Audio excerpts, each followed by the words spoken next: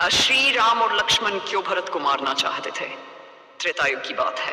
भगवान श्री राम को उनके पिता दशरथ ने 65 वर्ष के वनवास का आदेश दिया था।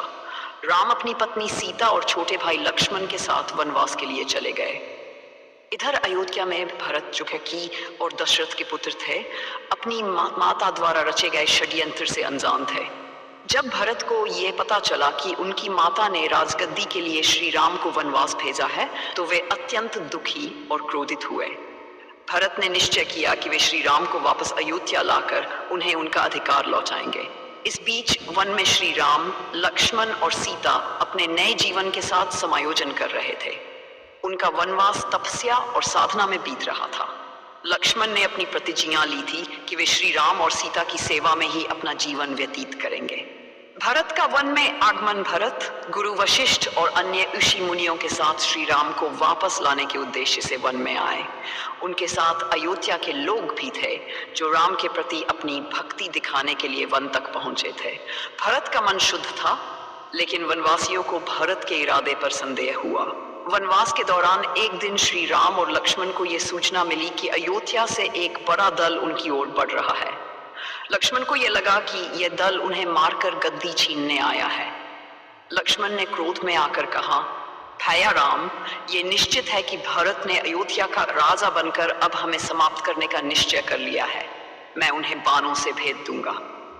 राम ने शांत स्वर में लक्ष्मण को रोका, लक्ष्मण, बिना सत्य जाने किसी निष्कर्ष पर मत पहुंचो।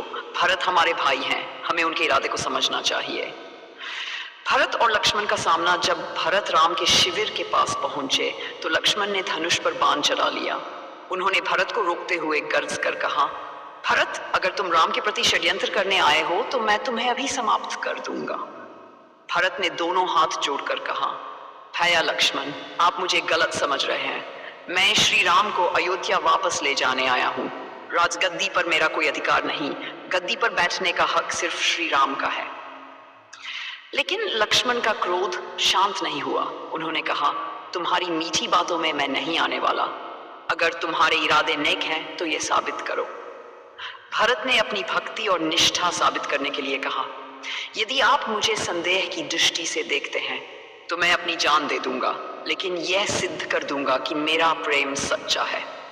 श्री राम का न्यायपूर्ण दृष्टिकोण। श्री राम ने लक्ष्मण को शांत करते हुए कहा, लक्ष्मण, हमारा कर्तव्य है कि हम भरत की बातों को सुने।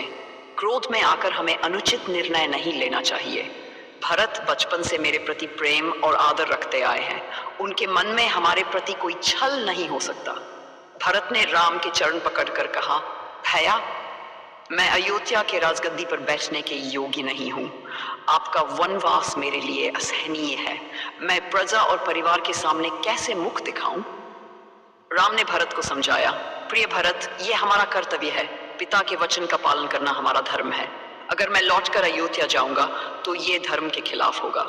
भरत ने कहा, अगर आप मेरी बात नहीं मानेंगे तो मैं आपके चरणों में बैठकर अनशन करूंगा।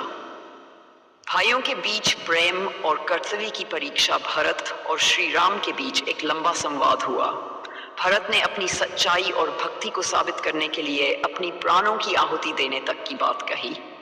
लक्ष्मण, जो पहले क्रोधित थे, अब भरत की सच्चाई को समझ गए। भरत ने श्री राम से उनका खड़ाऊं का मांगा। उन्होंने कहा, अगर आप नहीं लौट सकते तो कम से कम अपना खड़ाऊं दे दीजिए। मैं इसे अयोध्या की गद्दी पर रखूंगा और खुद आपके प्रतिनिधि के रूप में कार्य करूंगा। श्री राम ने भरत को खड़ाऊं दी और उन्हें आशीर्वाद दिया। भरत खड़ाऊं लेकर अयोध्या लौट गए और गद्दी पर श्री राम के खड़ाऊं को रखकर राज्य चलाया। उन्होंने खुद को केवल एक सेवक के रूप में प्रस्तुत किया। निष्कर्ष, ये घटना धर्म, कर्तव्य और भाइयों के बीच प्रेम की अद्वितीय मिसाल है। लक्ष्मण का भरत के प्रति क्रोध उनकी अपने भाई राम के प्रति असीम भक्ति और सुरक्षा की भावना को दिखाता है। वहीं भरत की भक्ति यह सिद्ध करती है कि उनका मन निर्मल था। इस घटना ने यह प्रमाणित किया कि राम, लक्ष्मण और भरत के बीच सच्चा प्रेम और सम्मान था। राम का न्यायपूर्ण व्यवहार, लक्ष्मण का भाई के प्रति समर्पण और भरत की निष्ठा, ये सब मिलकर रामायण को और भी गौरवशाली बनाते हैं।